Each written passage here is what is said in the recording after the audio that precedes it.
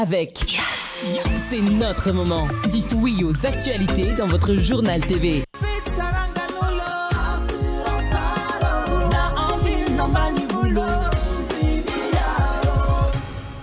Assurance Art, timampolo taona ny ilanao. Manolotra anao ny vaovao.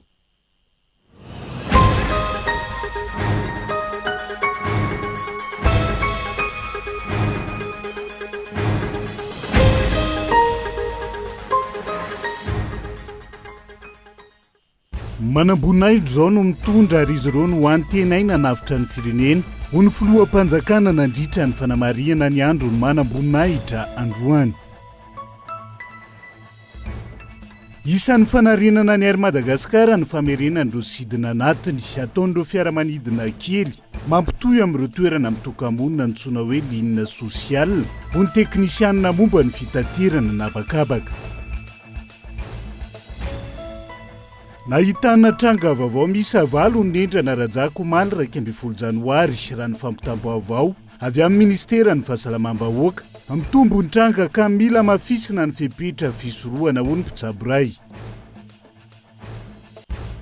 Tombanana 400 tapitrisa dolara amerikana isan-taona ny vola very no nijony tsy ara-dalàna eto amintsika. Maro ny antony ka andrasana ny finiavan'ny fanjakana ametraka politika ampapandrosoana matotra. Dimanjato farafahakelindroa maty no nihetsi-bahoaka mahery vaika any Iran tao anatiny 2 herinandro araka ny tatitra nataona ONG iray miantso ny hanalavirana ny fampiasana herisetra ny firenena mikambana manoloana izay ny antsipriandreo.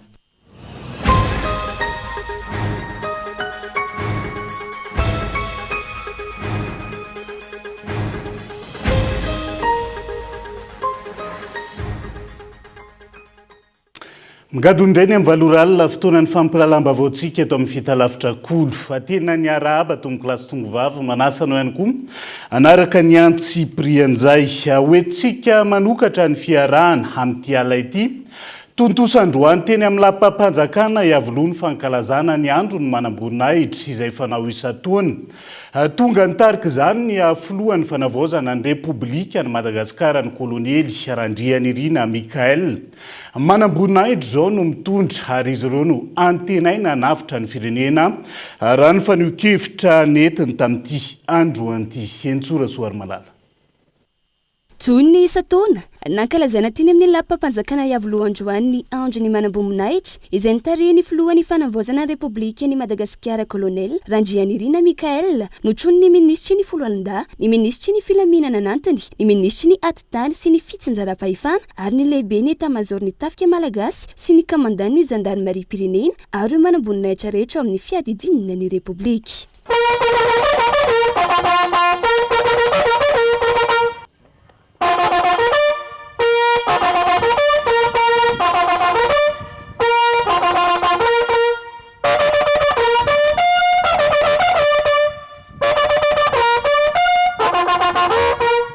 Isika manamboninahitra zao ny mitondra sy antenainy vahoaka ka ilaina ny firaisankina sy fiombona-po ny tsirairay ahafana manavitra ity tanindrazana izay latsaka ankady ity hoy ny filohan'ny Repoblika. Ho an'ny tanindrazana no efa nilokalokana teny amin'ny akademia ka efa mipelatanana izao ny fitantanana ny firenena. Ny foloalinda no hanavitra ity firenena ity hoy hatrany ny nambarany. Tonga mirodorodo mivondrona teto amin'ny lapam-panjakany hiavoloha. Ny antony dia hampisehoana fa itsika manamboninahitra zao no mitondra. Tsika manamboninahitra zao no antenainy vahoaka dia manantena ny firaisankina sy ny fiombona-po ho atsika rehetra mba ahafahantsika miroso hanampy ty tanindrazana malalatsika izay efa latsaka ankady ity. Ho an'ny tanindrazana no efa ny lokalokantsika tany amin'ny akademia antanatsika zao ny tanindrazana ry manamboninahitra raha lahina isany dia manantena anareo hanampy anay hanosika anay mba hitondra avo ny laza ny foloalindahy fa ny foloalindahy no nanavitra ny firenena ty. mila tandrovana trany maha manamboninaitra sy ny soatoavina ho ny jeneraly ravelo arsoha Léon Claudin finiavana ny anompo firenena ho ny nambarany ka tsy sitrapo fa tsy antery nanatrehana ny fankalazana. Ny fahitana ny dia antonona satria moa zany finiavana anompo ny firenena no tanindrazana dia tsy nisy zavatra tireo manokana katra dia nanao zezaka araka ny azo natao atafitana ny fianarana zay zava-dehibe tamin'ny akademia. Amin'izao fotoan'izao zany efa tamin'ny 2004 no retraité efa raiky mivalopolo taona zao dia mbola miaraka amin'ny zany retraité araka zao mampisofa mbola mijoro soka mbola mijoro maneho ny hoe fiarahana manambona azy. Hita tena nitoerana nandritra ny fankalazana ny fanolorana fanomezana ho an'ireo manamboninaitra ambony ka nisan'izany ny filohan'ny fanavaozana. Sy ireo mpanolontsaina eo anivo ny fanavaozana 4 rahalahy nisaotra manokana ireo manamboninaitra rehetra tonga namaly ny antso ny filohan'ny repoblika ary nambara fa taratry ny fiarahana ny andro androany.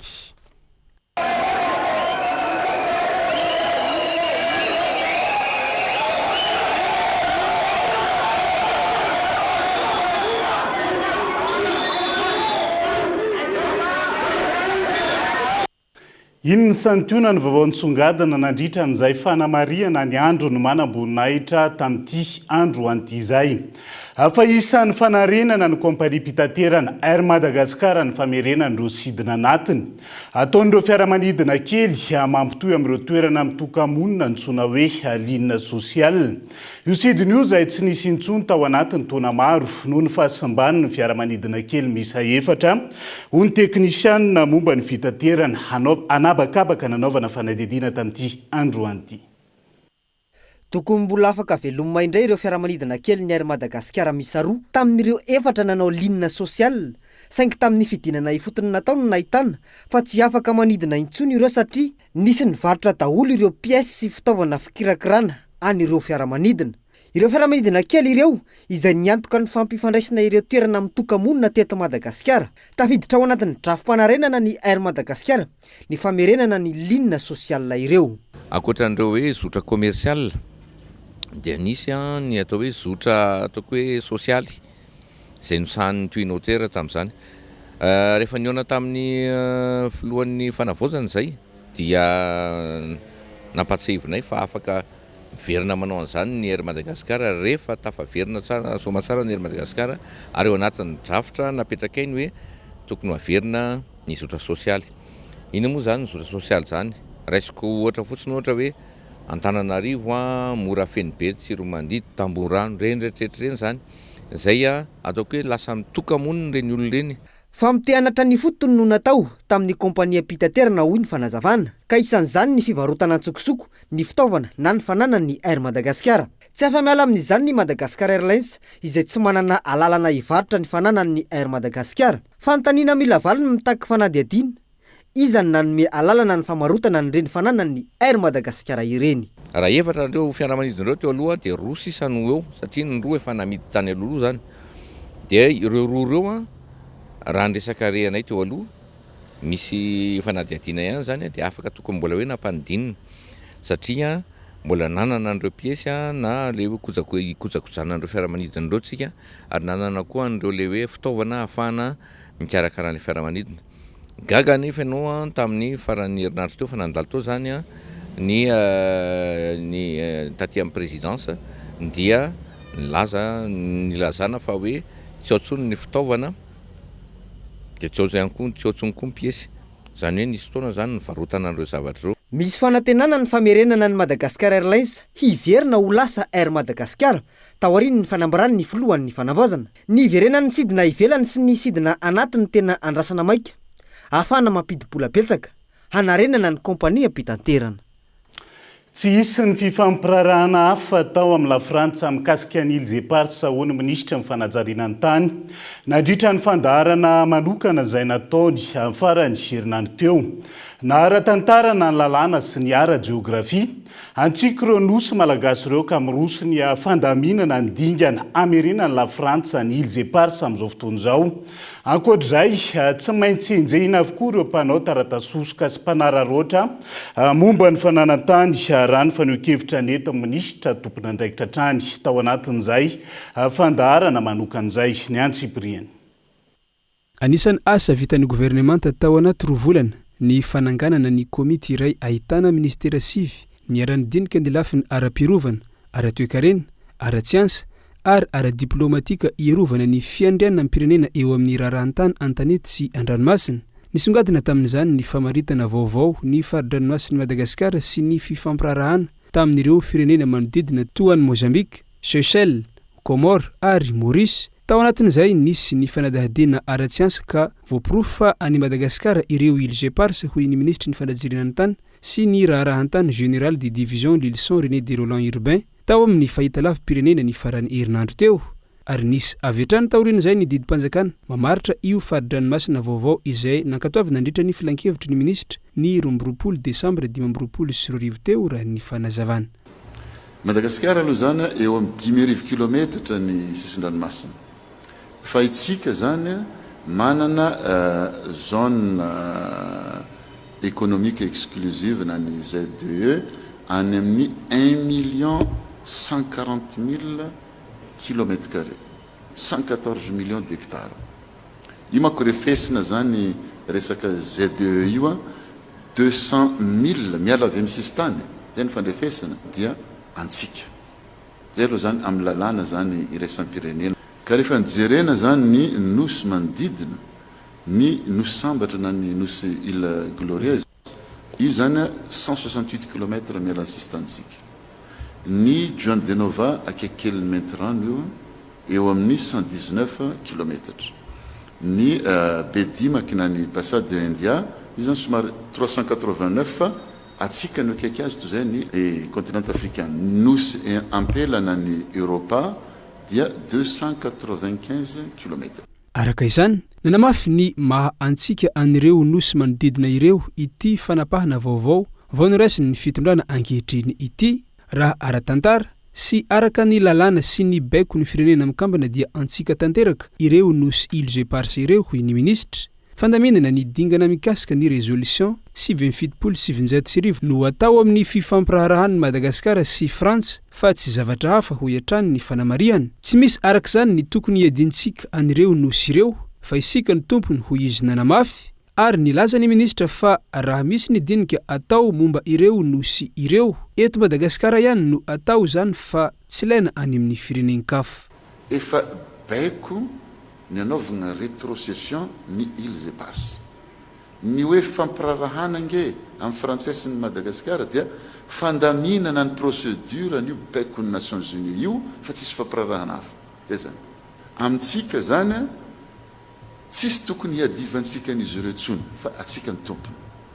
Fa asakasaky ny firenena zay hiadin'izy io mbola resaka hafa zay fa ara-tantara araka ny lalàna ny Nations Unies araka ny famaritana vaovao lany tao amin'ny Conseil de ministres tamin'ny 22 décembre farany teo dia antsika tanteraka ireo nosy ireo ary tafiditry anatin'ny faritratsika amin'izao fotoana izao. Ankoatr'izay, laharam-pamehana ho an'ny ministeran'ny fanadiriana ny tany sy ny rarahantany ihany koa ny fanadiovana sy fandaminana ny olantany an-tanety mba ampitsaharana ny disadisa ny fanaovana taratasy sandoka ary ny fanararaotana ny lalàna. Efa misy raha maro mandeha eny anivon'ny fitsarana sy ny mpitandro ny filaminana amin'izao fotoana. Tsy azo ekena intsony ary tsy maintsy enjehina ka higadra ireo mpanao osoka sy ny mpanararaotra lalàna ary ireo mpangalatra ny tany eto Madagasikara. Mifanindran-dalana amin'izay, efa andalam-pandrafetina ny volavolan-dalàna amahana sy andamina ny olana tany, indrindra ireo tany misy mibodo na ireny lazaina tany ny colon ireny ary atolotra eny anivon'ny antenimieram-pirenena izany hoy ny ministra. Vaovao ny fahasalamana nahitana tranga vaovao miisa valondray ny anendrana Rajako omaly 1 Janoary. Tsy misy ny ainana fohy hatreto raha ny fampitam-baovao avy amin'ny ministera ny fahasalamam-bahoaka. Amin'ny totaly 700 araka izany ny antotanisa ka mila mafisina ny fepetra fisorohana sy fiarovana fiparitany ho ny mpitsabo nanaovana fanadihadiana tamin'ity andro an'ity. Tsara soarvelo. Tafakatra fito sy roanjato ny antotany savomarina mikasika ny trangana valanaretina mpox na ny indrandraanjako teto Madagasikara amin'izao fotoana raha ny fampitam-baovao momba ny fivoarany aretina navoaka ny ministera ny fahasalamam-bahoaka ny ariva teo. Misy avalo ny tranga vaovao hita ho malalahady. Amin'ny totaly 420 ny tranga ahina ary 320 ny tranga voamarina. Tsy mbola nisy ny enana fohy hatramin'izao. Voakasika amin'izany ankizy sy ny olon-dehibe ilaina ny fanamafisana fepetra fisorohana sy fiarovana hoy ny mpitsapo ka zava-dehibe amin'izany ny fanamafisana ny hery fiarovana indrindra amin'ny alalan'ny vokatra natoraly. Ankoatran'ilay barrière elanelana ny fitondrana cache-bouche, ny fanasana tanana matetetika amin'ny gel hydroalcoolique dia misy vokatra tena tombontsoa be ho antsika ny fananantsika reo vokatra malagasy natoraly voahodina ara-pahasalamana efa miady amin'izany virus zany ny vatan'olombelona anankiray dia ny hery fiarovany no mila tena akarina ambony dia ambony. Dia misy ny vokatra afaka jifaintsika afaka miaro ary afaka ihany koa nefany hitretentsika ny mpox.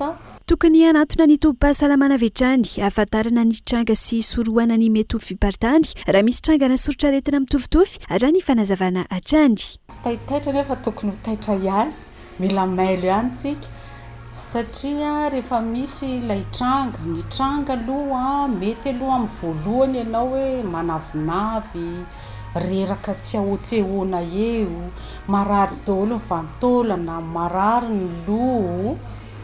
Dia indraindray tsika tsy dia taitra loatra fa mihinana andreo fanafody kely na makaina kely. Fa rehefa misy ilay tranga mipoitra eny amin'ny hoditra tsika, magdidy, plaque menamena, misy mivonto, eo amin'izay tsika vao taitra. Ny tsara dia manantona toeram-pitsaboana foana aloha. Izay foana ny voalohany tokony ho ataontsika. Noho izany zany dia raha misy tranga mampiahiahinao dia tsara manantona toeram-pitsaboana foana. Mizotra araka ny tokony ho izy ny fandraisana an-tanana sy fanadihadiana manodidina ny tranga ahina sy voamarina amin'ity valanaretina mpox ity raha ny fampitam-baovao avy amin'ny ministera ny fahasalamam-bahoaka hatrany. Misy ny toerana centre de traitement et d'isolement na ny CTI natokana andraisana ireo olona ahina na voamarina tratry ny valanaretina. Misy adimy izany eto Antananarivo, CTI Andotapenaka, Itaosy, Ambaniala, Bongatsara ary Anosy Avaratra. Paikady natao ifehezana na ny fipartany mpox akoatra ireo fepetra fisorohana napetraka hatramin'izay izay mbola any an-tanana ny rehetra hatrany. Fa volamena 5 kilao mahery sy gidro no trahatehaka teny amin'ny serana ny mpiara-manidiny vato noho ny fiaraha-miasa teo amin'ny faditseranana malagasy ny ACM sy ministera ny Arena Kibontany tamin'ny alalan'ireo polisy ny Arena Kibontany. Mila sazy enjana no ampiarina amin'ireo tratra manondrana ntsokosoko ny harem-pirenena ho ny mpisehatra amin'ny fiarovana ny harem-pirenena manoloana izay trafika samihafa izay ariana fitiavana. Teratany sy noray nitondra bolongambolamena milanja 5.20 kilao no kasaina aondrana tsokosoko no tratran'ny faditseranana malagasy ho malalahady teny amin'ny seranam-piaramanidina Ivato. Nafian'ny tao anaty power bank roa ireo volamena no samborina ary natolotra ny service du renseignement et des enquêtes ity mpandeha teratany vahiny ity raha toka naterina ao amin'ny banky foiben'ny Madagasikara ireo volamena tratra. Ankoatr'izay, vehivavy iray avy any Belarus ihany koa no nitondra kidro voaharo tao anaty kitapo ny alarobia teo no sariny ny faditseranana malagasy raha saika ondrana tsokosoko ireo biby sarobidy ireo. Natolotra ny sampandraramisahana ny fiarovana ny biby ireo kidro ary atao famitorana ilay mpandeha tsy azo andeferana ny fanondranana ny tsokosoko ny harem-pirenena tahaka izao ka mila ampiarina ny sazy enjana sy mifanaraka amin'ny lalàna hamaizana ireo mpandroban'ny fananam-pirenena hoy ny fanehoan-kevitry ny mpiary ny tontolo iainana. Matoa zany misy olona sa tsy matahotra izy zany. Vahiny ny tratra ho isika fa tsisy vahiny andeha hiasa rery fa tsy maintsy misy malagasy miraitsy kombakomba aminy ao ary tambazotra izy io. Rehefa tratra le olona avy eo inona ny toyany? Tena mandreraka ihany le izy fa mila fanjakana matanjaka sy mahasaky ary rehefa tratra raha atao fantatra hoe inona ny anjoan'le izy ka misy manatena averika ny resako tamin'ny ramatoa ministra ny fitsarana hoe mba tsisy le tsy maty manoty atena sehoy ary eo moa ny olona ny teny hoe ahoana ny malagasy any am'ty resaka nitratrany morisina mafahoandreo karanasana io zany de am'fitsarana iny am'y fitsarana iny sany zavatra any zany ataovy defie fotoana ny fanavozana isika ankehitriny tsy ekena itsiny ny fomba ratsy fanao mahazatra teo aloha efa tsara ny fanatrarana ireo nikasa anondrana tsokosoko saingy mila fongorona ny tambazotra amiray tsy kombakomba ao anatiny ny vahoaka malagasy ny tokony sitraka ny tombontsoa azo amin'ny harem-pirenena ho etrany ny fanazavana zay fepetra sy le lalàna zay mangarara ozy isika fa aloha isy tombotsoan'le malagasy teratany malagasy satria aren'ny tany io fa tsy le mpitrandraka kely nefa de mahantrala avy eo le malagasy fa le vaizy le mpanjifa no tena voky eo anatin'le izy ka tsy mety zay zany le milovaina ahoana fomba vanovana azy ary zay indrindra efa atsika am'resaka hoe raha izao ny fomba mahazatra taloha andao hovaina le fomba mampanao mba ho tombotsoa amin'ny malagasy aloha mba mijany eto nyvolamena malagasy ary ho tombotsoa amin'ny malagasy za zavatra any zay zavatra y azo anaovana dinika ngezabe mihitsy iraha mpitondra sy ireo mpandrara eo amin'ny sehatra ny fitrandrana volamena lara-pahamelon'ny fitondram-panjakana ny fiarovana ny harem-pirenena sy ny fanamafisana ny fanjakana tany-tandalàna araka ny fanambarany ny ministra ny fitsarana ny ministeran'ny arenakibony tany izay miroso amin'ny fanadiovana ny fametrahana ny mangarahara ary ny fampanarahan-dalàna amin'ny seha-pitrandrana ity manamafy akilany ny ministeran'ny fitsarana amin'ny fampiarana ny sazy henjana araka ny lalàna ka tsy maintsy raisina ampahamatorana sy ampahitsinina ny fepetra ara-pitsarana manoloana ireo fandikan-dalàna mahakasika izany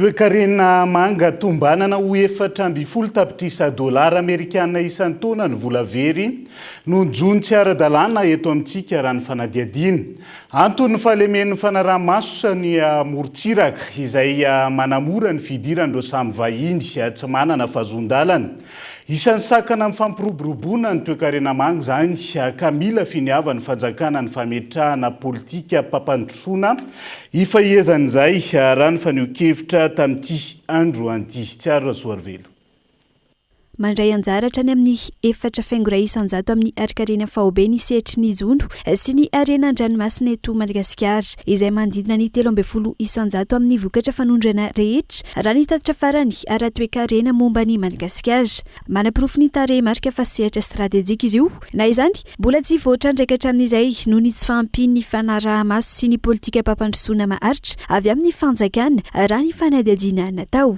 ny resaka économie bleue voalohany aloha dia volonté politique ny fitondram-pitondra hoe tena mimetraka an'io ho zava-dehibe eo amin'ny fiainana ara économika ny firenena fanjakana zany mametraka ny politika hitantanana ny toekarena an-dranomasina zany dia ireo vondron'olona ifotondreo izay mipetraka eo amin'ny toerana ary mahafantatra ilay toerana ary manana ny culture na ancestrale io indrindra hiarovana an'ireny sehatra ireny zany ary isan'ny fotom-pampandrosoana ny ranomasina rahay ny mitantana azy ary indrindrindrindra raha mirindra ny fitantanana azy resaka fiarovana ny morontsiraka sy ny fiarovana an'ireny zavatra reny misy ny fipetra sy ny lalàna iraisam-pirenena mametrana azy sakana nisy hatramin'izay nisy fahafehezan'ny fanjakana ny jony tsy ara-dalàna izay miteraka fa tiantoka manodidina ny 400 tapitrisa dolary very isan-taona ho an'ny Madagasikara ankoatra izay ny tsy fahampian'ny fitaovam-piasana sy fiarovana ny foto-dravitra sara toekarena an-dranomasina izay mbola marefo point faible ho an'ny Madagasikara ny tsy fananany fitaovana mahomby ahafahana manara-maso sy manohitra ireny mpangalatra sy mpanimba raha mahitsika ny ivelany any ny coray zao fa mipotika satria ny ranomasina amin'izao fotoana zao lasa fanaripako rehefa tsy fanaripako dia fanariana dia produit ino moa zany ny produit chimique sy ny karazany anaty ranomasina any ny fikitikitihana hoe indrindrindrindra amin'ny jiatsy ampiheverana ihany koa any ambany ranomasina any efa manakorotana an'le écosystème any ambany ranomasina zany dia ireny zavatra reny tena arofana mba ahafahan'ilay système tsy hopotika haharitra ary azo ampivelarina araka izany misy ny vahaolana afaka manova ny toe-karena mangy eto Madagasikara raha tohanana amin'ny politika mpanjakana mazava sy maritra ny fifehezana ny jony tsy ara-dalàna sy fandrinana eto an-toerana ny fampiroboroboana ny fihizan-tany an-dranomasina ary fanavozana ny fitaterana sy ny siranana efa manomboka miroso fotsy kelikely amin'izany fanjakana ankehitriny miandraikitra ny fanaraha-maso ara-pitsarana amin'ny jono sy fanodranana amin'ny ranomasina manamafy ny fitsiriana na ny opération de contrôle atao eny amin'ny seranana manapirofo izany langouste manodidina ny 504 kilao tsy nanana fahazoan-dalana amoaka ara-dalàna no sarina vetrany tamin'ny alalan'ny fitsiriana nataon'ny centre de surveillance des pêches sy ny manam-pahefana ao amin'ny faritra Toamasina ny farany volana desambra 2024 lasa teo. Lafomba vao hafa fanadiovan'ireo lakan-drano sy tatatra isorohana ny fiakaran'ny rano anatin'izao fotoam-pahavaratra izao ho fanomezana asa ireo fianakaviana marefo ara-pivelomana ary tafiditra anatin'ny fampandraisana andraikitra ny olom-pirenena ihany koa andala ny fahadiovana. Ireo no isan'ny lalan-tsaina amin'ny asa tana maro tanterahana amin'izao fotoana izao ho ny tompon'andraikitra teo anivon'ny ministera am-ponina sy ny firaisan-kina. Onona saina no mitaritra ny antsiprian'izay. Isan'ireo asa tanterahina anatin'izao fitondrana fanaovozana izao ny fanadiovana ireo lakan-drano sy tantatra isorohana ny fiakaran'ny rano sy ny tondra-drano amin'izao fotoam-pahavaratra izao. Misa 470 ireo distrika anatanterahana ny asa tana maro izay hanomezana asa ireo olona avy amina fianakaviana marefo ara-pivelomana. Raha ny vokatry ny asa aloha nijerevana dia mahafa-po tokoa rehefa natao ny fanontaniana ny olona manodidina teny amin'ny tatatra teny dia afa-po ny olona. Faharoa manaraka izany koa moa dia mamarana izany androany ary tonga ao anatin'le mamarana ny mandoha vola sy mandray le vary tao anatin'izay 10 andro izay dia izao voazaraina le vary ary samana roapolokilao isan'olona izany. Tanjona amin'ity asa ity dia voalohany fanomezana asa ho an'ny mponina zany. Faharoa hitsinjovana sahady ny mety tondra-drano izay natonga antsika nagnadio an'ilay kanalina zany. Fahatelo dia ampianarina ihany koa ny olona zany hiasa ho tia fahadiovana indrindra fa ho an'ny tanirazana sy ny tanàna iombonana zany. Fanomezana asa fa ihany koa tafiditra ao anatin'ny fampandraisana andraikitra ny olom-pirenena andala ny fahadiovana izao tetika asa izao. Voavonjeka zany ifasairanana vahoaka amin'ny parifototany. Faharoa manaraka an'izay sapalay fa fotoanan'ny cyclone zao fotoanan'ny tondra-drano dia mba sy dia mitohana koa zany rano miaraka amin'ny ahitra amin'ny kanal mba mifisy rano tena itoy ity satria agnatin'ny fahasairanana anay izao fotoanan'ny fahasairanana misy janvier février mars anay izao dia vao nanjio anay lomaly tambadika omaly dia efa misy magnary ahitra ao ambadika ny raha ity lalana ity ao zay ahitra zay mipetraka ao ka eo zany mba magnentana ansika eto Mananjary na dia sy aminay tanambao raiky mba zahay fahadiovana fizitina zany sy hoe dia miasa fosiny anay fa mahazo karama kanefa malahelo mero anay mandinika ny fahavelam-bany sy fahalalam-pombantsika amin'ny tanàna tony eto. Iara-miasa amin'ireo vondrom-bahoaka faritra Itsinjaram-pahefana amin'ny fanomezana ireo olona mpisitraka sy ny toerana anatanterahana ny tetika asa hoy ny tompon'andraikitra anivon'ny ministera am-ponina sy ny firaisan-kina.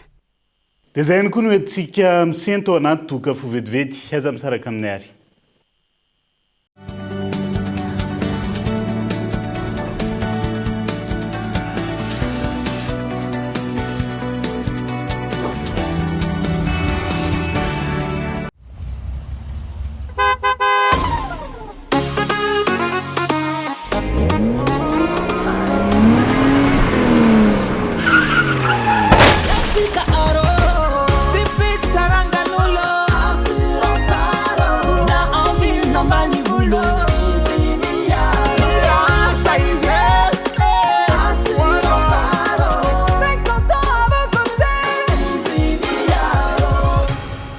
Assurance art, dimampolo taona ny ilanao.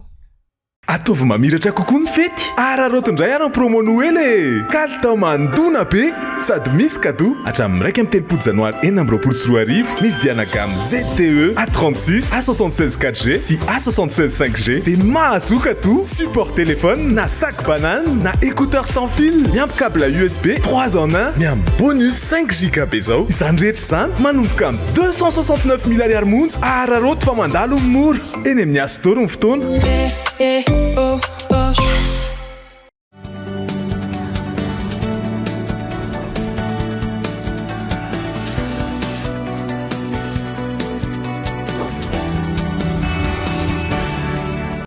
Mamena ny araba hatrany tomboka lasongvavy tonga sondray atao anatin'ny tapany faharoa amin'ny fampalalam-bavao amin'ity ala ity. Voatery no poirina ny varavaram-braony filohany CCI Toliara ny sabotsy teo. Fotoana izay tokony nanaovana ny fifamindram-pitantanana teo aminy sy ny filoha vaovao. Fa tsy tonga ny filoha teo aloha ka antony ny roson'ny vaditany tamin'izay ny Antsipriany. Saika natao ny asabotsy lasa teo ny fifamindram-pitantanana teo amin'ny filohan'ny Chambre de commerce et de l'industrie Toliara teo aloha sy ny vaovao. Saingy tsy tonga ny filoha teo aloha ka nahatonga ny huissier nanatrika teo ny rosy tamin'ny fanatanterahana izay voalaza tao anaty ordonnance avy amin'ny fitsarana ka nanatanterahana ny fanapoirana ny birao ny filohan'ny Chambre de commerce et de l'industrie Toliara. Malony izany dia nanamafy ny filoha vaovao nandritra ny lahateny nataony fa ny fanajana ny lalàna dia mitarika makany amin'ny fampandrosoana ary ny tsy fanajana izany kosa dia miteraka fiemorana. Teto dia nilaza ihany koa izy fa hisafidy ny fitantanana marina sy mangarahara ary tsy mitanila. Mampandroso ny fanajana ny lalàna misy eto amin'ny tany sy ny fanjakana fa ny tsy fanajana ny lalàna kosa dia miteraka fiemorana. Ny safidy ny fitantanana marina mangarahara tsy mitanila no ataontsika amin'ity sambra ity. Atao izay fomba hanomezana karama ireo mpiasa izay tapaka mandritra ny 3 volana. Ao koa ny tamy karama ny comité ad hoc d'élection, ao ireo fournisseur ny chambre de commerce hiezaka isika rehetra hamory ireo mpandrara araky ny sokajinasana avy mba ahafantarany ny etaitapon'izy ireo. Hoantsika membre consiliaire rehetra koa miangavy antsika hiasa ho amin'ity chambre ity araky ny engagement izay efa noraisitsika tsirairay tamin'ny voalohany. Raha tsy hivina dia efa nankatoaviny ny manampahefana maro ny maha ara-dalàna ny délibération numéro 002/25/CCI tamin'ny 3 novambra 2022 araka ny fifidianana tamin'ny voalohan'ny volana novambra 2022 lasa iny ka nahavoafidy niaraka tamin'ny filoha lefitry ny collège commerce sy ny mpanolo-tsaina ity filoha vaovao ity. Koa araka izany dia efa handrainy andraikitra amin'ny mahafiloha azy ity farany. Nanao fanambarana ary mitaky ny anaovana fanadiadiana mikasika ilay tranga niatra tany Pino tao analana ampotsy ny Pino Solambo ao Mananaravaratra. Miantso mpitondra fanjakana ihany koa izy ireo hijery akaiky ny fanaovana sesitany io Pino io ary nampitandriny izay manaratsy ny finoana Solambo any anaty tambazotra sosialy. Andao arahantsika ny fanampanazavana. Mahakasika ny sesitany izay mahazo raha lahanay tao fanorahana izay tsy misy piahy ka etsagny zahay zegny mitaragny aminareo mpitondra fanjakana magnologna ny zavatra mahazo anay le indrindra mahakasika an'ity sesitany mahazo raha lahanay ty tsisy zavatra tokony afahagna hanisiagna anazy agnatin'ny lakorinazy anefa mitoravagna izy amin'ny lakoro misy anazy. Zay fagnambaragna anay magnologna ny mahakasika ny finoana islamo magnano antsoavo amin'ny vahoaka tsy mpino silamo zahay. Rehefa misy mpino silamo raiky hitanare magnano zavatra tsy mety agny amin'ny tany misy anazy agny, vahoaka mba tsy ny finoana islamo no ndeha ratsiratsinare fa ny agnaran'le olona no ratsiratsinare. Lafim-baovao hafa miena ny tapazotondro tanora mamaky boky amin'izao fotoana noho ny fifantohana tafahoatra amin'ny tambazotra sosialy. Ilaina amin'ny fiainana andavanandro ny famakiana boky na any am-pianarana na hatrany amin'ny sehatry ny asa ihany koa. Momba ny vaky boky sy ny manodidina azy indray no entina aminao atao anatin'izany nampandaharana hita sy re amin'ity androan'ity. Gabainy loha.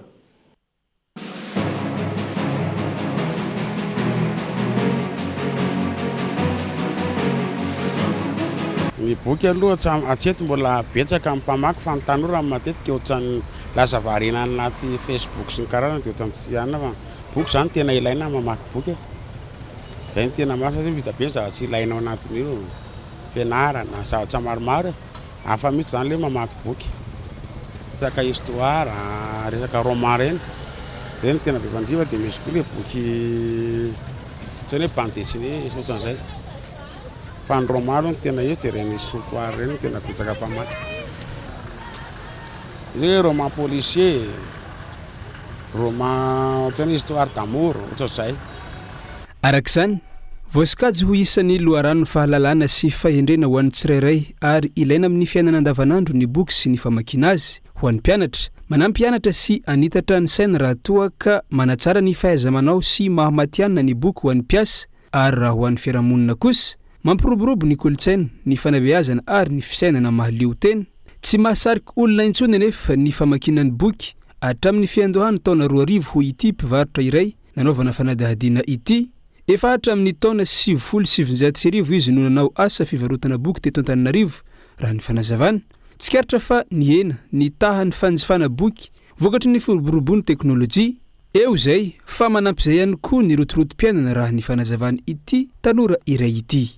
Nanomboka tany amin'ny 96 hatramin'ny tany amin'ny 2002 tany zany tena betsaka amin'ny famaky boky. Fa tao aoriana zay zany ena hena somary efa ny hena fa mbola misy olona tena tia ny boky io. Efa hatramin'izay mihitsy zany tia mamaky boky hatrany am-pianarana. Rehefa karazarazana boky malinana daholo aloha.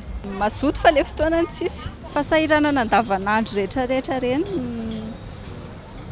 mampatonga anazy tsy afaka mamaky boky. Ohatra hoe mitaiza, manao raharaha ohatran'izany dia tsy dia misy fotoana. Amin'ny ankapobeny dia eo anelanelany 2000 ka hatramin'ny 5,000 ariary ny vidin'ny boky iray ho an'ny mpivarotra izay nanaovana fanadahadiana.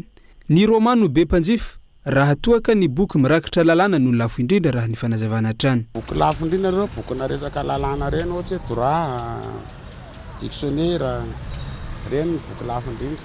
Eo koa bokina comptabilité, gestion sy ny sisa reny lafo indrindra. Any amin'ny 50,000 ariary miakatsakely any dia ny amany indrindra 2,000 ariary. Dia resaka roman, resaka jeu. Ankoatr'izay dia manentana ny tanora ho tia sy azoto hamaky boky izy ireo, tsy ho variana amin'ny zavatra hafa izay tsy mahasolo ny boky. Na izany mila fidiana sy fantenana ny boky fa tsy izy rehetra akory no azo vakiana sy azoana lesona. Ny tanora ny tiako afarany hoe hafa ihany no mamaky boky. Aza variana amin'ny resaka Facebook sy ny karazany fa hafa mihitsy le mamaky boky. Misy zavatra lesona azy tsy hoany ao anatina boky. Fa tsy miboky rehetra koa nefa fa hafa mihitsy le tena mamaky boky. Dia aza variana amin'ny resaka zavatra tsy dia mampandroloatra fa ilaina ihany no mamaky boky. Ny fanentanana mazoto mamaky boky fa mampitombo fahalalana be mihitsy no boky. Sady mampivoatra ny saina, ahafantarana zavatra vaovao be dia be. Ohatra hoe karazarazana mots ohatran'izany ireny. Lafa mavao hafa vetivety mifandraika amin'ny dian'ny filoham-panjakana hanivelany nosavaina ton'olon-drehetra ny filohan'ny fanavaozana mivady teny amin'ny Seharana ny mpiara-manidiny vato ny ariva teo mialohany angany ho any Abu Dhabi. Handray anjara amin'ny herinandro ny fampandrosoana Lovainjafy 9/20 izay ho tanterahana any Abu Dhabi. Ampikambana sasantsasany eo anivony gouvernemanta sy ireo teknisianina ambony vitsivitsy no miaraka amin'ny filohampanjakana amin'izao dian'izao. Fanohizantsika ny fampalalam-bavao zary lasa fahazara ny ankamaroany malagasy sy ny mionona amin'ny antso atarby sy ny fandefasana sy meso rehefa tony taona fiarabana ny ray aman-dreny na tratra ny taona vaovao toy izao. Horesana tao anatin'ny zanam-pandaharana kopy-anao zany ho amin'ny androany ity zanam-pandaharana ity izay anjara biriky etiny Kolo TV FM amin'ny fanabeazana olom-pirenena. Ndao arahantsika amin'ny bozay. Kopy-anao. Allô? Salama dada. Ye, arapaina aloha natratra ny taona. Mbola repotrepotra kely amin'ny fanomanana ny fanadinana fa manao fanadinana koa manko izay io. Tena miala tsiny, voasaiky tena anao an'izay mihitsy fa tena miala tsiny rehetra dada fa tena tsy afaka midina any a. Aza malahelo moa rehetra dada. Alolo iasotra bailina aloha fa amin'izao taona vaovao zao mba mody valala fomba kely aloha mibandro atsy sahirana kely tsika. Allô? Za ihany rabenina tsika milamo daholo tsika ty ka boakely salama ny forme daholo reo tsisy atahorana fa zao ero a zay mihitsy ka zao zao taona vaovao zao dia miaraba rabainina zany zay alokantsika fotoana manokana io langa rehefa tsy io azo atao foana na rovily tsisy tonga mandehandeha any ambanivohitra anyzany ranga mipro miaraka amin'ny ankizy zao aty mbola milay be am'izao taom-baovao zaoko laha ohatsona fotsiny eny ranga dia sy vita vatsy. Allô? Tsy mandeha koa ary ny telefoniny. Allô, atao message ihany efa niantso afa izy ny tsy nandray. Alô atao alefa message. Arabaina nahatratra ny taona dada. Nisy 20 kely nalefako any mba ataonareo kosoma kely. Zay fa mirary soe. Taona sahala amin'izao dia tsy tonga ty ambanivohitra kory ny ankizy amin'izao fa dia mionona fotsiny amin'ny telefona mba hiarabaray aman-dreny. Raha raha tokoa ty teknôlôjia tika dia sorata anaty ny firaritso dia miaraboly. Ny firarian'ny ray aman-dreny nefa dia mba ho vanginy mirary fahasalamana mahita mason'izany ray aman-dreny zany. Saingy amin'izao dia noho ny fivoarany dia adinony ty ambanivohitra ty ny ray aman-dreny hatramin'ny roviana nefa zany. Dia tsoraka izy aloha dia mamangy amin'ny fahoriana. Etsana dada fara tena etsany ty président. Zao aloha ahoana ndray dada fara. Mangina aloha siesy ny alcool an'se ty tena tsisy fanajana ray aman-dreny mihitsy. Zao ny zavatra mba ampitaiko aminareo rakizy. Nareo mitovy zao dia iny rainareo iny niady ho anareo ny atafitanareo ny tsinitsiniavinareo niady rery tamin'ny fahafatesana. Raha tsy nisy amin'ny président nge ny mpitandrefany raha tsy nisy amin'ny président karakara azo tao dia asa tsisy nafantatra fa dia asa zay nefa ranony razana tao ao izay moa fa mbola hiditra ao tsika rehefa avy eo fa mba hanafatra faratra ao nareo raha izy dia ity manaika fa ekena fivoaran'ny teknôlôjia tsy azo elana ntsony zany tsy azo hidivirana ntsony zany efa tandra vadikoditra amin'ny fiainantsika ankehitriny fa tadidio nefany manana ny fahendrentsika tsika malagasy ianao fiezo ajao ny kolotsaitsika fanajana ray aman-dreny dia nandeha nitsidika ny raba ny rainareo tao anatina tongotaona raha ve nahatratrarany ty taona ity dia tsy nataonareo fa rehefa maty izy dia tonga ty nareo vatana mangatsika sisa dia hoy aho hoe tsy kivy araka izy mananatra ampitao amin'ny namana rehetrarehetra any ajao mandrakariva ny ray aman-dreny fa anenenana ny tsy fanajana ray aman-dreny. Sotra vretsaka dada fara dia misaotra ranga président akasitraka ka dao alijery dada olontsika nareo ny asiana makaty ambanivohitra tsisy fa azafa lilikilika koa ranga fa inona koa arina anareo zany drobavy ok zay rakizy tovy azoko mihitsy nareo kopinao zay rongony milanja telo taonina mahery no nodora ampitandro ny filaminana tao amin'ny distrika Ambetroka.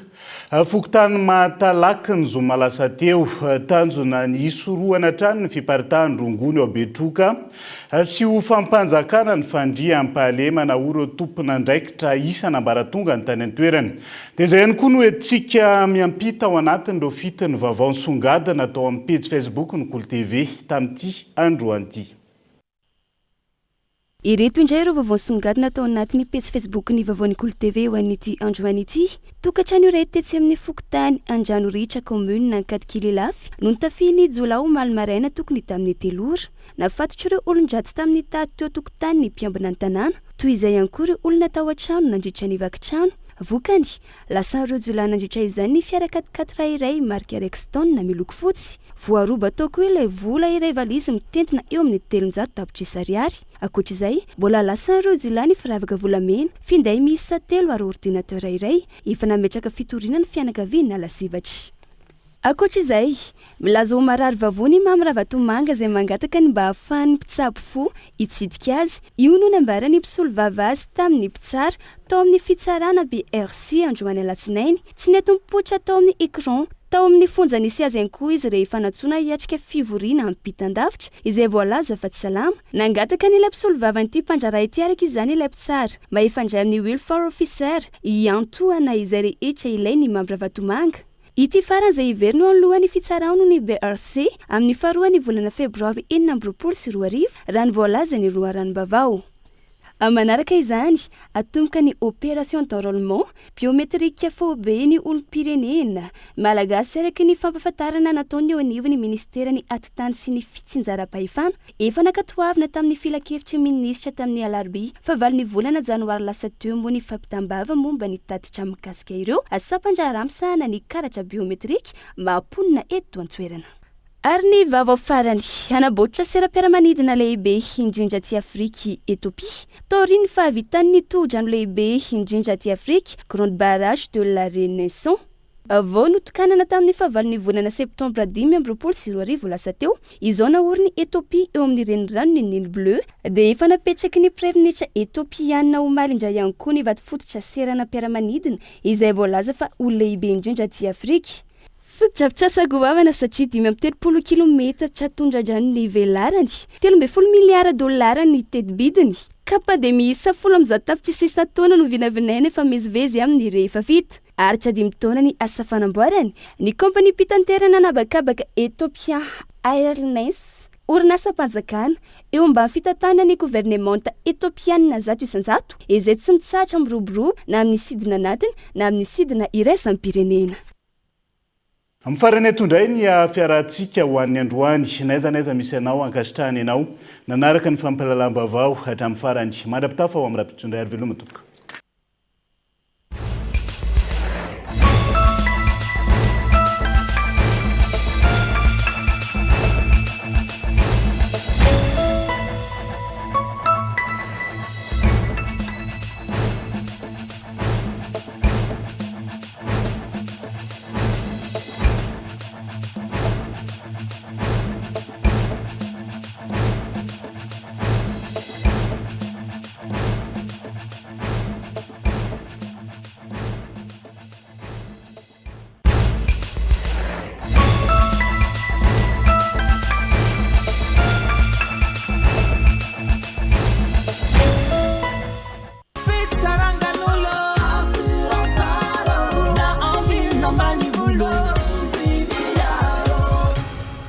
Assurance Art, Dimampolo taona ny ilanao. Vous a présenté Nivava avec Yes. C'est notre moment. Dites oui aux actualités dans votre journal TV.